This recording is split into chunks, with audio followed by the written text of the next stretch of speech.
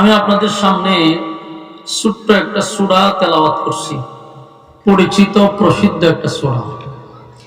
এই সূরাটি আপনাদের কাছে পরিচিত কুলহু আল্লাহ নামে, কিন্তু সূরাটার নাম হলো সূরা ইখলাস। এই সূরাটা আল্লাহ রাব্বুল আলামিন নাজিল করছে মক্কাতুল মুকাররমায়। নাজিল হওয়ার কারণ ছিল ইহুদি খ্রিস্টান মূর্তি পূজারী তাদের কিছু প্রশ্নের জবাবে আল্লাহ তার পরিচয় তুলে ধরার জন্য এই সূরাটা নাজিল করছে। সূরাটা যদিও ছোট, কিন্তু এর ফজিলত অনেক, ব্যাপক ফজিলত। এত ফজিলত বলা হয়েছে এই সূরা ইখলাস কোরআনের 3 ভাগের 1 ভাগ। তো কোরআনের 3 ভাগের 1 ভাগ যদি সূরাটা হয়, তাহলে সূরা 3 বার পড়লে 1 খতমের সওয়াব। সুবহানাল্লাহ। তো এত ফজিলতপূর্ণ একটি সূরা। এই সূরাটা নাজিল হয়েছে আল্লাহর শান, মান, মর্যাদা তুলে ধরার জন্য। সূরাটাকেই বলা হয় শানে এলাহি, মানে আল্লাহর শান, মান, মর্যাদা সম্পর্কে আলোচনা। তো নাজিল হওয়ার একটা কারণ ছিল, মক্কাতে 3টা দল তখন তারা ধর্ম প্রচার করত। রাসূল যখন একত্ববাদী খোদার দাওয়াত দেয়, তো তারা রাসূলকে প্রশ্ন করছে যে আমরা তোমার জন্মের আগ থেকে আল্লাহর দাওয়াত দেই, তো তুমি নতুন করে তো আল্লাহর দাওয়াত দেওয়ার দরকার নেই, আমরা দাওয়াত দিতেছি, আমরা ধর্ম প্রচার করতেছি। তো রাসূল বললেন, আপনারা যে আল্লাহকে আল্লাহ বলেন, আর মুমিনের আল্লাহ আর আপনাদের আল্লাহ বলার মধ্যে বেশ কম আছে। হিন্দুরাও দেখবেন, খ্রিস্টানরাও দেখবেন, যত ধর্ম আছে সবাই কিন্তু আল্লাহ যে একজন এটা বলে, একজন না বলে আল্লাহর একজন আছে। যে আপনারা এলাকাতে হিন্দুরা বলেনি ওই উপর আল্লাহ একজন আছে, মানে উপরে যে একজন আছে এটা বিশ্বাস করে।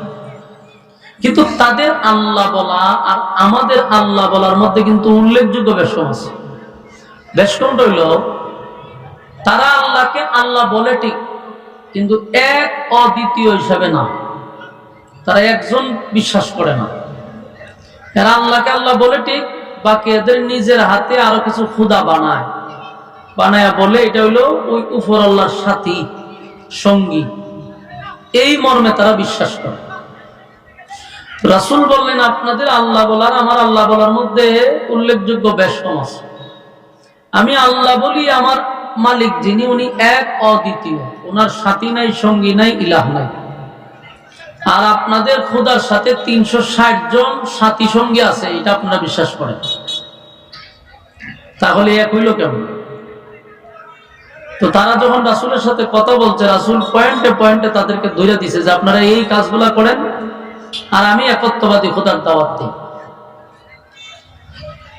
তো ঘটনাক্রমে তারা অনেক কথাবার্তা বলার পরে রাসূলকে বলল, তাহলে ঠিক আছে, তো তোমার খোদা আর আমাদের খোদা যেহেতু মিলতেছে না, তুমি বলতেছো তোমার খোদা একজন, আর কোন সাথী সঙ্গী নাই, আর আমাদের বক্তব্য হলো আমাদের খোদার সাথী সঙ্গী আছে। যেমন ইহুদিদের দাবি হলো এদের খোদা 2 জন, খ্রিস্টানদের খোদা তাদের দাবি হলো 3 জন, মূর্তি পূজার এটা আমরা অভাব নাই, এর কোনো অভাবই নেই। রাসূল বলতেছেন, আমি তো দাওয়াত দেই শুধু একমাত্র মালিক যিনি সমগ্র সৃষ্টি জগতের স্রষ্টা, যার কোনো সাথী সঙ্গী নাই, তিনি হলেন আমাদের রব। আমরা কথা বলতে পারেননি, কথা বলতে বলে একটু হা না কন, আমাদের রবকে। তো তারা প্রশ্ন করছে, ঠিক আছে, তাহলে তোমার আল্লাহর ডিটেলস বর্ণনা করো, মানে তোমার আল্লাহ টোটাল কতজন আমরা বলো, সাথী সঙ্গী আসেনি তোমার আল্লাহ। 2 নাম্বার তারা প্রশ্ন করছে যে তোমার আল্লাহ করেটা কি, কাজ কি। 3 নাম্বার তারা প্রশ্ন করছে তোমার আল্লাহ বিয়া শাদী করছেনি, বাচ্চা কাচ্চা আছেন। 4 নাম্বার হলো তোমার আল্লাহর শক্তি কি পরিমাণ, আমাদের খোদাদের সাথে লাগলে পারবো নি, থাকলে নাউজুবিল্লাহ হইতে পারেন, আপনারা বইলা বইলা পাওয়ার সময়ও নাই। তো আল্লাহ রাব্বুল আলামিন রাসূল সাল্লাল্লাহু আলাইহি সাল্লাম তাদের বিতর্কিত প্রশ্ন শুনে অবাক যে এরা কোন ধরনের প্রশ্ন করতেছে, কিন্তু রাসূল তার নিজের থেকে কিছু বলে না, যা বলে আল্লাহর পক্ষ থেকে। তো তাদের এক বিতর্কিত প্রশ্নের জবাবে আল্লাহ তখন সূরা ইখলাস নাজিল করেন। সুবহানাল্লাহ। সূরা ইখলাস নাজিল হওয়ার কারণ বুঝতে পারছেন? সূরাটার নাম হলো ইখলাস। ইখলাস শব্দের অর্থ হলো খাঁটি, বেজাল মুক্ত। কারণ এদের আল্লাহ বলার মধ্যে বেজাল আছে, আর আমাদের আল্লাহ বলার মধ্যে কোনো বেজাল নাই। এই জন্য সূরার নাম রাখছে খাঁটি। কারণ তাদের বেজাল আছে কেন? এরা আল্লাহকে আল্লাহ বলে ঠিক, কিন্তু কোনো কিছু চাওয়ার সময় আল্লাহর কাছে চায় না। তখন এরা সরস্বতী মার কাছে চায়, কালী মার কাছে চায়, দুর্গা মার কাছে চায়। বাস্তব কিছু না অবাস্তব? কোন হিন্দু দেখছেন আল্লাহর কাছে চাইতে? এরা দেখবে না, এসে চায় হলো খালী মার কাছে, মূর্তির কাছে চায়। এই জন্য তাদের আল্লাহ বলার আমাদের আল্লাহ বলার বেশ কম আছে। আমরা আল্লাহকে আল্লাহ বলি এবং সমস্ত কিছু দেনেওয়ালা আল্লাহ। কোন চাওয়ার মালিক কে? দেওয়ার মালিক কে? এটা হলো আমাদের আকীদা এবং বিশ্বাস। এজন্য আল্লাহ এদের এই বিতর্কিত প্রশ্নের জবাবে তখন এই সূরা ইখলাস আল্লাহ নাযিল করে। সুবহানাল্লাহ। আল্লাহ নাযিল করেই বলে, কুল হুয়াল্লাহু আহাদ আল্লাহুস সামাদ লাম ইয়ালিদ ওয়া লাম ইউলাদ ওয়ালাম ইয়াকুল লাহু কুফুয়ান আহাদ। আল্লাহ রাব্বুল আলামিন বলেন, কুল হুয়াল্লাহু আহাদ, নবী আপনি বলুন আমি আল্লাহ এক, অদ্বিতীয়। কুল হুয়াল্লাহু আহাদ। তাদের প্রথম প্রশ্নটা ছিল আপনার আল্লাহ কতজন? আপনার আল্লাহর সাথী সঙ্গে আসেনি? আল্লাহ বলেন, কুল হুয়াল্লাহু আহাদ, তবে আপনি বলুন আমি আল্লাহ এক, অদ্বিতীয়, আমার কোনো সাথী নাই, আমার কোনো সঙ্গী নাই, আমার কোনো ইলাহ নাই। কারণ তারার দাবি হলো তারা খোদা মানে ইহুদিরা দুইজন, খ্রিস্টানরা তারা মনে করে তাদের খোদা হলো তিনজন, আর মূর্তি পূজারীরা তারা হলো বহুবাদী, তাদের খোদার কোনো অভাব নেই। আল্লাহ বলেন আমার পরিচয় হলো আমি এক, অদ্বিতীয়। এই জন্য নবী মানুষকে দাওয়াত দেয়, লা ইলাহা ইল্লাল্লাহ, নেই কোনো মাবুদ আল্লাহ ছাড়া। আল্লাহ রাব্বুল আলামিন বলেন, কুল হুয়াল্লাহু আহাদ, নবী আপনি বলুন আমি আল্লাহ এক, অদ্বিতীয়, আমার কোনো সাথী নাই, আমার কোনো সঙ্গী নাই। তাহলে এখান থেকে আমরা তাদের প্রথম প্রশ্নের জবাব শুনতে পারছি। এরপরে তারা বলেন আপনার আল্লাহ করে কি, ওনার কাজ কি? আল্লাহ রাব্বুল আলামিন বলেন, আল্লাহুস সামাদ। আল্লাহ রাব্বুল আলামিন বলেন আমি অমুকাফিকে, আমি কারো উপর ডিপেন্ড করি না, আমি কারো উপর নির্ভর করি না। কুল কায়নাত, সব কিছু কার উপরে নির্ভর করে? আল্লাহ। আল্লাহ রাব্বুল আলামিন বলেন আল্লাহুস সামাদ, আমি কারো উপর মুকাফিকি না। 3 নম্বরে তারা প্রশ্ন করে আপনার আল্লাহ বিয়া শাদী করছেনি, ছেলে মেয়ে আসেনি? এর জবাব মালিক আমাদেরকে দিয়া দিছেন, লাম ইয়ালিদ ওয়া লাম ইউলাদ, লাম ইয়ালিদ ওয়া লাম ইউলাদ। রব্বে কারীম বলেন আমি কারো কাছ থেকে জন্ম নেই নাই, কাউকে জন্ম দেই নাই। বলুন আল্লাহ কারো কাছ থেকে জন্ম নিছে? আল্লাহ কাউকে জন্ম দিছে? আল্লাহ রাব্বুল আলামিন কাউকে জন্ম দেয় নাই, কাউকে জন্ম দেয় নাই, কারো কাছ থেকে জন্ম নেয় নাই। রব্বে কারীম তাদের প্রশ্নের জবাবগুলো একে একে দিয়া দিছে। কারণ খ্রিস্টানরা কেন এই প্রশ্ন করলো যে আপনার আল্লাহ বিয়া শাদী করছেন? কারণ তারা মনে করে আল্লাহর বউ হইল মরিয়ম, আর মরিয়মের ছেলে হইল ঈসা পয়গম্বর। এই জন্য তারা তিনজনকে খোদা মানে। নাউজুবিল্লাহ। এই জন্য আমার নবীকে তাই প্রশ্নগুলা করলো। আল্লাহ রাব্বুল আলামিন স্পষ্ট ঘোষণা দিয়া দিয়েছেন, লাম ইয়ালিদ ওয়া লাম ইউলাদ। আমি আল্লাহ কারো কাছ থেকে জন্ম দেই নাই, কাউকে জন্ম দেই নাই। আমি আল্লাহ কারো কাছ থেকে জন্ম দেই নাই, কারো কাছ থেকে জন্ম নেই নাই। তাহলে তাদের এই প্রশ্নগুলার একে একে জবাব সূরা ইখলাসের ভিতর আল্লাহ দিয়া দিছে।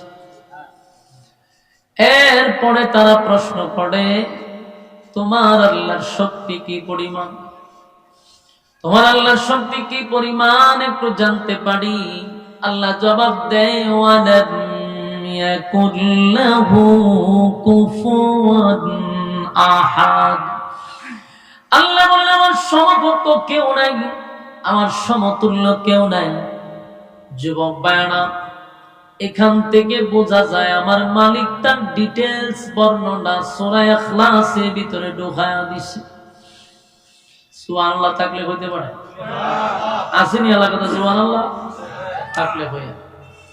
আল্লাহর যত পরিচয় আছে, আল্লাহর সমস্ত পরিচয় ডিটেইলস বর্ণনা করলেন। সূরা ইখলাস হলো মূলত আল্লাহর শান মান নিয়ে আলোচনা,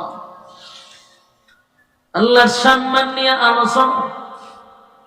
রব্বি কারীম বলেন, আল্লাহ রাব্বুল আলামিন বলেন, লাম ইয়ালিদ ওয়া লাম ইউলাদ ওয়া লাম ইয়াকুল লাহু কুফুয়ান আহাদ। তো আমার সমতুল্য কেউ নাই, तमाम পৃথিবীতে আমার মালিকের সমকক্ষ কেউ আছে? সমতুল্য কেউ আছে? না, মালিকের সমতুল্য কেউ নাই, মালিকের সমকক্ষ কেউ নাই। আল্লাহ রাব্বুল আলামিন তাদের একে একে সমস্ত জবাব আল্লাহ দিয়া দিল। এর বাহিরে অনেক প্রশ্ন করছিল, কিন্তু আল্লাহ সব প্রশ্নের জবাব দিয়া দিছে। তারা এটাও বলছিল, আপনার আল্লাহর ঘুম আসেনি, আল্লাহর তন্দ্রা আসেনি।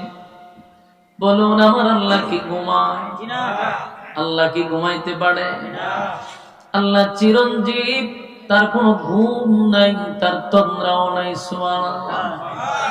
আল্লাহু লা ইলাহা ইল্লাহু আল হাইয়ুল কাইয়্যুম লা তাখুযুহু সিনাতুন ওয়া লা নাওম। রব্বি কারীম বলেন, লা তাখুযুহু সিনাতুন ওয়া লা নাওম। আমি আল্লাহর ঘুম নাই, আমি আল্লাহর তন্দ্রা নাই। আমার মালিক ঘুমায় না, আমার মালিকের ঘুম নাই, আমার মালিকের তন্দ্রা নাই। বলুন, আল্লাহ যদি ঘুমায় রে, আসমান থাকবো? কতক্ষণ জমিন থাকবো? সূর্য চন্দ্র গ্রহ নক্ষত্র পাহাড় পর্বত সাগর নদী নালা সব ধ্বংস হয়ে যাবে যদি মালিক একটা সেকেন্ডের জন্য ঘুমায়। এই জন্য আল্লাহ বলেন, বান্দা আমার ঘুম নাই, তন্দ্রাও নাই। 24টা ঘন্টা একটা সেকেন্ড আমি ঘুমাই না, বান্দা তোর দিকে তাকায়া থাকি। কখন আমি আল্লাহকে আল্লাহ বলে ডাক দিবি? আমি ঘুমাই না। যদি কোনো মানুষ মুসিবতে পড়ে, গভীর রজনীতে যদি মানুষ বিপদে পড়ে, মুসিবতে পড়ে, যদি আল্লাহরে ডাক দেয়, মালিক আমি মুসিবতে আছি, আমার মালিক যদি তখন ঘুমায়, বলুন আপনাকে কে হেফাজত করবে? আমার মালিক যদি ঘুমায় গো, তাহলে আপনাকে কে রক্ষা করবে? এই জন্য মালিক বলেন, আমি ঘুমাই না, আমার ঘুম নাই, আমার তন্দ্রা নাই। 24টা ঘন্টার একটা সেকেন্ড আমি আল্লাহ ঘুমাই না। বান্দারে, কিন্তু আফসোসের ব্যাপার হলো মালিক ঘুমায় না বান্দারে দেওয়ার জন্য, কিন্তু বান্দা মুসিবতে পড়লে আমার আল্লাহরে ডাক না দিয়া ডাকে গিয়া মূর্তির কাছে, ডাকে গিয়া মাজারে বাজারে। আল্লাহ ভাই আমি ঘুমাই না তোরে দেওয়ার জন্য, তুই যারে ডাকো সে তো ঘুমায়া গেছে। এই জন্য মালিক বললেন তাখুযুহু সিনাতুন ওয়ালা নাওম, আমি আল্লাহর ঘুম নাই, আমি আল্লাহর তন্দ্রা নাই। যুবক ভাইরা, আল্লাহ রাব্বুল আলামিন কিন্তু একে একে সব প্রশ্নের জবাব কিন্তু সূরা ইখলাসের ভিতরে দিয়া দিছে। শানে ইলাহি সূরা ইখলাস, এটার মধ্যে শুধু আল্লাহর শান আর মান মর্যাদা। বেঈমান করে তিনটা দলে ভাগ হইয়া আমার নবীর কাছে আসছে, তারা বিতর্কিত প্রশ্ন কইরা নবীরে হয়রান করার জন্য, কিন্তু একে একে একে একে সব প্রশ্নের জবাব আমার আল্লাহ দিয়া দিছে। সুবহানাল্লাহ। তাদের মনের ভিতরে যতগুলি প্রশ্ন ছিল সব আমার মালিক দিয়া দিল। এই জন্য সূরা ইখলাস যদিও একটা ছোট্ট সূরা, সূরাটা খুব ছোট, কিন্তু এর ফজিলত ব্যাপক। এটার এত ফজিলত, এই সূরাটা আমি মনে করি উম্মতি মুহাম্মদীর জন্য একটা নিয়ামত। কেন নিয়ামত? কারণ মহাগ্রন্থ আল কোরআন আমার নবীর উপরে নাজিল করলো, এটা তো আমাদের জন্য একটা নিয়ামত। কোরআন এত বড় নিয়ামত, কিন্তু অনেক মানুষ আছে জীবনে একবার কোরআনটা দেখে দেখে পড়ে পড়ে খতম করতে পারে না, আছে না নাই? তাহলে একবার চিন্তা করেন, এই হালতে যদি আপনি মারা যান, হাসরের মাঠে যখন আমার আল্লাহ আপনাকে দাঁড় করাবে, আমল নামা যখন আপনার দেখা হবে, আমল নামার মধ্যে দেখা যাবে একটা কোরআনের খতমও আপনার আমল নামায় নাই। সেদিন কি জবাব দিবেন? আল্লাহ যদি প্রশ্ন করে, বান্দারে এই কোরআন আমি আদমরে দেই নাই, কোরআন আমি ইব্রাহিমকে দেই নাই, নূহ পয়গম্বরকে দেই নাই, লক্ষাধিক নবী পাঠাইছি, কাউরে কোরআন দেই নাই, আসমানে কোরআন দেই নাই, পাহাড়কে কোরআন দেই নাই, কোরআন দিলাম আমার বন্ধুর কাছে। আর তোরা বলি উম্মতি মুহাম্মদী, নবীর উম্মত হইয়া এত বড় নিয়ামত কোরআন পাইয়া একটা খতম করতে পারলি না, সেদিন আল্লাহর কাছে কি জবাব দিবেন? আমরা যদি জিজ্ঞাসা করি, হয় আমরা পারি না। কেন পারেন না সেটাই জিজ্ঞাসা করা হবে। আপনারে 70 বছর 60 বছর যেমন হায়াত দিছে, আলেম উলামাদেরকেও সেই রকম হায়াতই পাইছে।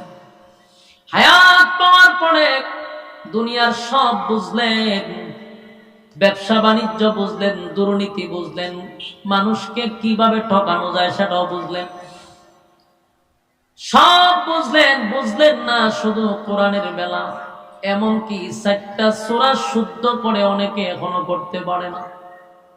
এমন মুসল্লি আছে 60 বছর ধরে নামাজ পড়তেছে, কিন্তু এখনো তার সূরা ফাতিহা শুদ্ধ হয় না। অথচ নামাজ ভঙ্গের কারণ 19টা। প্রথম নাম্বার কারণ হলো নামাজে অশুদ্ধ পড়া। প্রথমেই নামাজ শেষ, কিন্তু একবারও 4টা সূরা শুদ্ধ করে শেখার জন্য চেষ্টাটুকুও করে নাই। কিয়ামতের কঠিন ময়দানে আমার মালিক যদি আপনাকে আটকায়া দেয়, বলুন বাঁচার কোন সুযোগ আছে? কেউ আপনাকে বাঁচাইতে আসবে? কেউ সুপারিশ করবে? কেউ সুপারিশ করবে না, কেউ বাঁচাইতে আসবে না। কারণ হাসরের মাঠে কেউ কারো হবে না। ইয়াউমা ইয়াফিরুল মারউ মিন আখিহি ওয়া উম্মিহি ওয়া আবি ওয়া সাহিবাতিহি ওয়া বানি। হাসরের মাঠে কেউ কারো হবে না। আপনি ভাইবেন না মুসিবতে পড়লে বড় ভাই ছোট ভাই আছে, পীর আছে, ফকির আছে, কোনো কাজে আসবে না। তাই যতদিন বেঁচে আছেন চেষ্টা চালায়া যান। এই যে মাদ্রাসার ছোট ছোট বাচ্চারা আছে, জামিয়াতুন নূর এই মাদ্রাসার ছোট ছোট বাচ্চারা দেখবেন সূরা ফাতিহা শুদ্ধ করে পড়তে পারে, কয় কারণে নামাজ ভাঙ্গে সেটাও তাদেরকে জিজ্ঞাসা করলে বলে দিবে। সব পারে, এত ছোট বাচ্চা যদি পারে আপনি পারবেন না কেন? আপনি তো চেষ্টাই করেন না, শিকার জন্য আগ্রহ নাই। জিজ্ঞাসা হয় আল্লাহ মাফ করবো, ডাইরেক্ট একটা প্রশ্ন উত্তর দেবো, আল্লাহ তো মাফ করে দিবে। আল্লাহ আধা ঘন্টা আগে ফিডাইব, ফিডাই জিগাইব মাফ করতাম কথা বলে কেড়ে বলছেন মাফ করে দিব, এটার লেগে আধা ঘন্টা আরো বেশি বরাদ দিব ফিডা। চেষ্টাটুকু করা দরকার। সময় নাই সময় নাই বইলা তো ফাইজলামি শুরু করি। এই যে রাস্তাঘাটে দেখেন সব দোকানপাটে আড্ডা মারতেছে, আড্ডা মারার যথেষ্ট সময় আছে, বন্ধু বান্ধব নিয়ে গল্প করার সময় আছে, সময় নাই শুধু আল্লাহর বেলা। এদেরকে জিজ্ঞাসা করবো সময় নাই, ব্যস্ত। মোবাইলে ঘন্টার পর ঘন্টা সময় আছে, বন্ধুদের আড্ডা আছে, যে কতগুলা ফুলা পান, যতগুলা দোকানে যে সাইডে বাড়ি আড্ডা আছে। এটি মা বাপের কাছ থেকে কইছে আমি মাহফিলও যাইতেছি, কিন্তু মাহফিলের কথা হয়ে বাড়ির থেকে আইলো, মা ও টুপি পরাইয়া দিছে, খুশি হইয়া পুত্রে পাঠাইছে মাহফিল। এইখানে এসে রংবাজি আর ওই যে মাইয়া ভানো কিছু তাকে যখন ইতানের ফরজ পাইছে, এখন আর এসি ভাত থেকে উঠে না। এই যে বান্ডামি আর বদমাশি শুরু করছে। মা বাপ তো মাশাআল্লাহ দোয়া করতেছে, আল্লাহ আমার ফুলাটা মাহফিলে গেছে, ওয়াজটা শুনে একটু ভালোই বলে। কি এর ভালো হইতো হে? এই মেলাতে মাইয়া ফান আর মাইয়ার ফুলা ফান যখন একটা নয় তে হে কি আর এখান থেকে আইবনি, দুটার গাড়ে বর করে শয়তান আর রাটার দিয়ে দুইটা টানতে টাকা হেরে কেমনি এখান থেকে আনবে। ওয়াজ মাহফিল হইতেছে, মেলাটা আপনার একটা কাজ করলেন না, ফ্যান্ডেলটার এই সাইডে দাঁড়ালে তো এবারে আমাদের দাঁড়াইলে বাস এরা কিন্তু আনতো বাস মাহফিল খুব দূরে দাঁড়াইছে। এত দূরে দেওয়া ঠিক না, মিনিমাম ফ্যান্ডেলের সাথে দিয়ে দিবেন। এক সাইডে দোকানপাট, এক সাইডে আপনারা বসবেন। মাশাআল্লাহ খুব সুন্দর সিস্টেম আপনারা দেখেন না। ওই যে আমার রূপ দেখতেছে এখানে খারিয়া, ওই যে কইসি দেন শরম পাই আইতাছে কিছু। মাইয়া ভান্ডির তো শরম নাই, তোরা কেমনে কেন আওয়াজ আওয়া করস? হ্যাঁ, তোদের লজ্জা শরম নাই? এটা একটা মাহফিল, দিনই জিনিস, এখানে তোরা বাড়িতে বেরোস করে বাইরে এই ফুলা ভান্ডিরে রাঠার দাঠাই না লইয়া যায়। প্রত্যেকটা মাহফিল ফাইজলামি হয়। এর ওয়াজুন তো আসে না, তো ওয়াজুন তো আসে না, মাহফিলে আসেই বন্ডামি করবো। আল্লাহ এদেরকে হেদায়েত দান করো। এদের মা বাবা কিন্তু বুক বড়া আশা নিয়ে পাঠাইছে মাহফিল, খুব খুশি মা বাপকে দেখেন। এত আবার ধোঁকাবাজি করবো, আবার মাহফিল থেকে করতে মাহফিল থেকে গেছি টুপিটাকে খুলবো মা বাবার সামনে, এরকম বন্ডামি করতেছে। এরপরে যারা বইছে, আমি আপনাদের উদ্দেশ্যে বলতেছি, কথাগুলি দিলের কান লাগায় শুনে। 2 ঘন্টার ওয়াজ আমি অল্প সময় করতেছি, শুধু আপনাদেরকে বোঝানোর জন্য। এই সূরা ইখলাস এটা আমাদের জন্য একটা নিয়ামত। আপনারা এলাকাতে সুবহানাল্লাহও নাই, কি পরিমাণ আপনারা গুমরা হয়েছেন চিন্তা করেন। সুবহানাল্লাহও ভুলে গেছেন, কোনো না কোন লাগে। সূরা ইখলাস, এই যে বললাম অনেক মানুষ আমরা কোরআনের খতম দিতে পারি না। আজ পর্যন্ত কোরআন অনেকে দেখতেও খতম দিছে না। আল্লাহ যদি কয় যে আমি তোদের কাছে কোরআন পাঠাইলাম, এত বড় নিয়ামত পাইয়া একবারও খতম দিতে পারলি না, তো কি জবাব দিবেন? পারেন আল্লাহ বলেন ইয়াউমা ইয়াফিরুল মারউ মিন আখিহি ওয়া উম্মিহি ওয়া বি ওয়া সাহিবাতিহি ওয়া বানি। হাসরের মাঠে যখন আমলনামা দেখা হবে, যখন দেখবে গোটা আমলনামা একটা কোরআনের খতম নাই, কে বাঁচাইব? মা বাঁচাইবে না, বাবাও বাঁচাইব না, কেউ হবে না। তাই সূরা ইখলাস আমাদের জন্য একটা নিয়ামত হলো। এই সূরা ইখলাস যদি কেউ একবার পড়ে, 10 পারার সওয়াব আমলনামায় আল্লাহ ঢুকায়া দেয়। 10 পারার সওয়াব আমলনামায় ঢুকে যাবে যদি কেউ সহি শুদ্ধ ভাবে পড়ে। এই ফুলাবাটি কেন কথা বলতেছে? কোন তো বিরক্ত লাগাইতেছে, অনেক মন্দিরে চিল্লাচিল্লি করতেছে। হ্যাঁ, কথা বলেন। একবার বললে কতটুক সওয়াব? 10 পারা। 10 পারার সওয়াব দিবে একবার পড়লে। আপনি 2 বার পড়লে 20 পারা, 3 বার পড়লে কিন্তু 30 পারা। সুবহানাল্লাহ। তাহলে 3 বার পড়তে কতটুক সময় লাগে আমরা একটু দেখি, আমার সাথে পড়েন। কুল হুয়াল্লাহু আহাদ আল্লাহুস সামাদ لم يلد ولم يولد ولم يكن له كفوا أحد এই মুহূর্তে যারা পড়ছেন 10 পারার সওয়াব পাইছেন সুবহানাল্লাহ আরেকবার পড়েন কুল হুয়াল্লাহু আহাদ আল্লাহুস সামাদ লাম ইয়ালিদ ওয়া লাম ইউলাদ ওয়া লাম ইয়াকুল লাহু কুফুয়ান আহাদ আরেকবার পড়েন কুল হুয়াল্লাহু আহাদ আল্লাহুস সামাদ লাম ইয়ালিদ ওয়া লাম ইউলাদ ولم يكن له كفوا احد আমার যুবক ভাইরা এই মুহূর্তে যারা আমার সঙ্গে সূরা ইখলাসটা পড়লেন আল্লাহর কসম প্রত্যেকের আমলনামায় 30 পারা কোরআনের সওয়াব দিয়া দিছে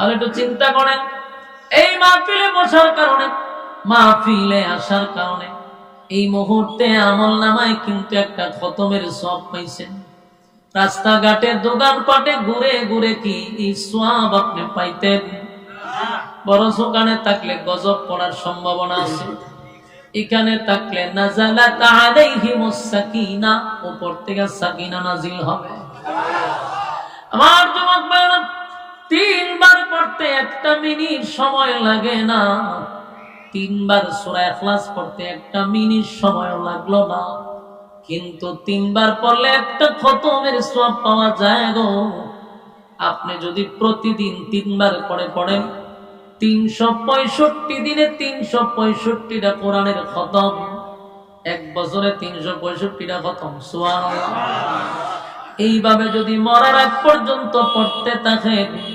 হাসরের মাঠে আপনার আমলনামায় শুধু কোরআনের খতম দেখা যায় আমার যুবক ভাইরা এটা আমল করেন কমপক্ষে 3 বার প্রতিদিন 3 বার পড়েন কমপক্ষে আর কেউ যদি প্রতিদিন 10 বার পড়ে আল্লাহর নবী বলেন কেউ যদি 10 বার পড়ে কিয়ামতের ময়দানে তার জন্য জান্নাতে একটা বালাখানা দেওয়া হবে 10 বার পড়লে জান্নাতে বালাখানা কেউ যদি এটা পড়তে তাকে অসংখ্য বালাখানার মালিক আল্লাহ বানায়া দিবে আর সূরা ইখলাস এটা এমন একটা সূরা এই সূরাটার মধ্যে আল্লাহর সব সম্মান আল্লাহ তুলে ধরছে আল্লাহর গুণকীর্তন তুলে ধরছে মালিক এই সূরাটাকে আল্লাহর শানে নাজিল করছে কেউ যদি সূরাটা এমনি পড়তে থাকে প্রতিদিন সময় পাইলেই পড়তে থাকে আল্লাহর কসম সমাজে আপনার ইজ্জত সম্মান আল্লাহ বাড়ায়া দিবে ইজ্জত সম্মান বেড়ে যাবে যদি কেউ সূরা ইখলাস প্রতিদিন পড়ে অভ্যাস যদি করে নেয় তাহলে পড়ার কারণে আল্লাহ রাব্বুল আলামিন আপনার সম্মান ইজ্জত বাড়ায়া দিবে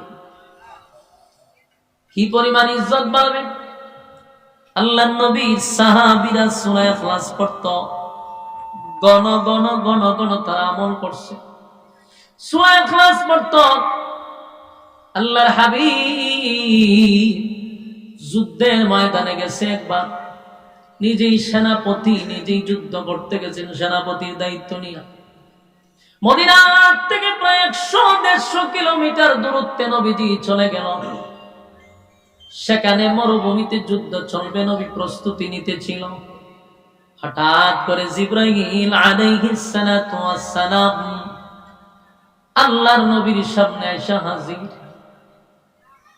জিবরাইল বলে হুজুর আপনাকে এই মুহূর্তে একজনের জানাজা পড়াইতে হবে আল্লাহর নবী বললেন কার জানাজা কয় হুজুর মুআবিয়া ইবনে মুআবিয়ার জানাজা আপনাকে পড়াইতে হবে আল্লাহর নবী বলেন জিবরাইল রে আমি কই আমার মুআবিয়া ইবনে মুআবিয়া কই প্রায় 1 থেকে 150 কিলোমিটার দূরত্বে মুআবিয়া মদিনায় আমি মদিনা থেকে 150 কিলোমিটার দূরে আসছি এখান থেকে যদি আমি আবার রওনা দেই 1 থেকে 2 দিন আমার সময় লাগবে, তাই আমি কেমনে জানাজা পড়াবো?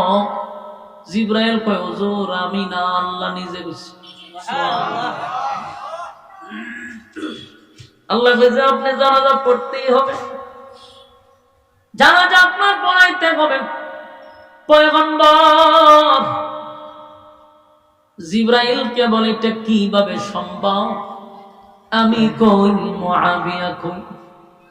জিবরাইল হুজুর আমার মালিকের নির্দেশ, মালিক বলছে আপনি জানাজা পড়াইতেন, আপনি প্রস্তুতি নেন, জানাজা এখান থেকেই পড়াবেন। সুবহানাল্লাহ। অন্ধকার দেখা যায় গো, আকাশটা যেন মেঘাচ্ছন্ন হয়ে গেছে মুহূর্তের ভিতরে।